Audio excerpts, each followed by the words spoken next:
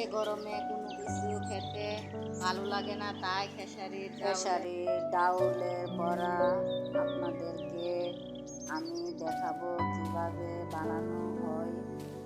আমি আজকে মসুরির ডাল লগে দিয়ে দিলাম, খেসারির ডাল অল্প, তাই মসুরির ডাল দিয়ে ভালো করে ধুয়ে আমি এখন শিল পাটা দিয়ে নিজের হাতে আমি বেটে নিব। আপনাদেরকে দেখাচ্ছি। এখন আমি শিল পাটা দিয়ে ভালোভাবে বেটে নিচ্ছি। আপনারা দেখেন, আপনারা আমাকে বেশি বেশি করে সাপোর্ট করবেন, লাইক করবেন, সাবস্ক্রাইব করবেন প্লিজ ভাইয়া ও আপুরা।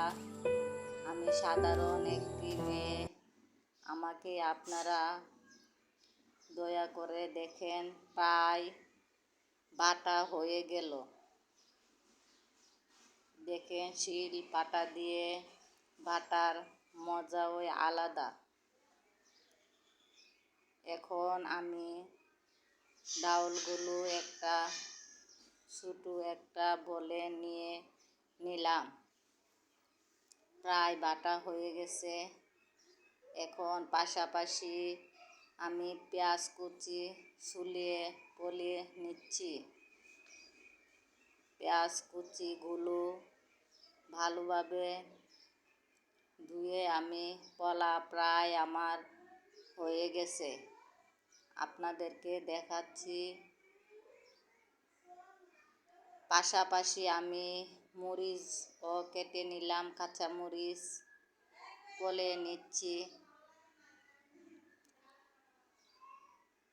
কোনো কিছু গরমের মধ্যে খেতে ভালো লাগছে না, তাই আমি খেসারি আর মসুরির ডালের বড়া বানালাম। গরমে তো অসহ্য লাগে। দেখেন, এখন আমি হলুদ, ধনে গুঁড়া দিয়ে দিলাম, জিরার গুঁড়া দিয়ে দিলাম, পরিমাণ মতো লবণও দিয়ে দিলাম।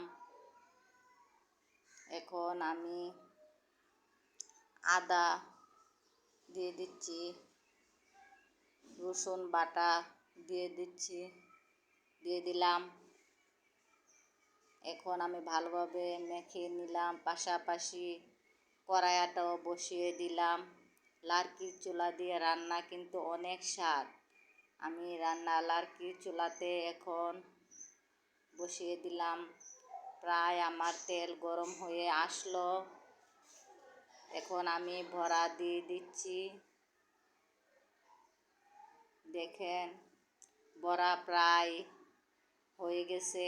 এখন আপনাদেরকে আমি দেখালাম কার কার খেসারির ডাল বড়া খেতে পছন্দ, লাইক কমেন্ট করে জানাবেন। আসসালামু আলাইকুম রহমতুল্লাহি ওয়া বারাকাতুহু। আপনারা সবাই ভাই ও বোনেরা ভালো থাকবেন এ গরমের মধ্যে।